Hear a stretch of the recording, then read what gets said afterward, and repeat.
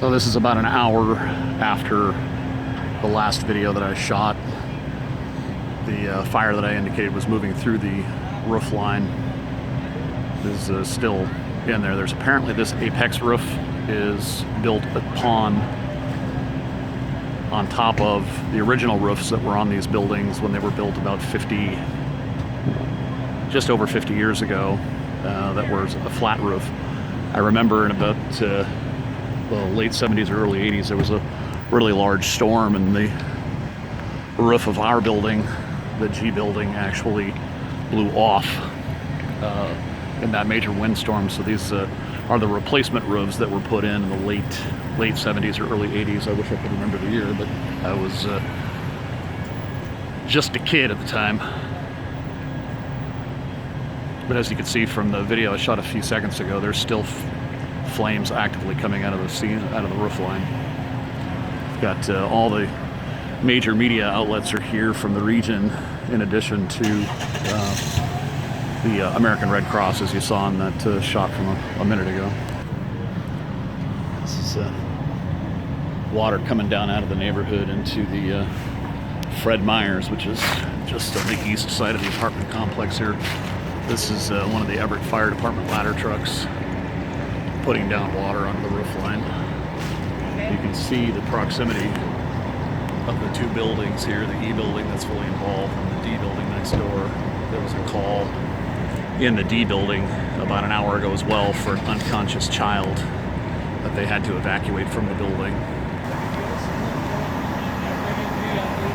It's ladder 1 from the Everett Fire Department. You got ladder 5 on the other side, dropping water on the other side of the roof.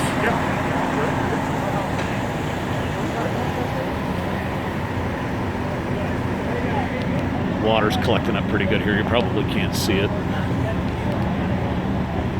There's all the water that's collecting from the water that they're dropping down here. Unfortunately, it's about 28 degrees right now, so all of this water, as it's draining from the apartment complex slightly down the slope towards the Fred Meyer and about the 8900 block of West Casino, or 8900 block of Evergreen rather, is going to freeze. So it's going to turn into an ice rink out here, which is the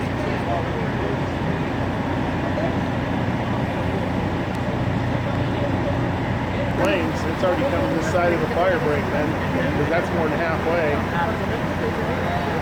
Yeah, they closed off. I was on the south side of the building to start with, and they've got everybody out of there. That's the problem with putting a roof on top of a roof. Yeah. Punched through. Well, it didn't look like they were that aggressive. That area ladder 5 wasn't spraying water when we first got there. No, they weren't. They just started spraying water about 20 minutes ago, 15 minutes ago. Yeah. He was up there, but he wasn't spraying water. Yeah, All they had was the big hoses over here spraying water. They had people up on the 3rd floor, yeah. And they called them out about 10 minutes before they set the ladder trucks up. Oh, so they had an interior attack. They did. Now on the south side, you actually had vehicles getting involved because of the heat coming off the building. There were no flames; it was just the heat. There was a Lincoln Navigator that was on fire in between the two attacks. No way.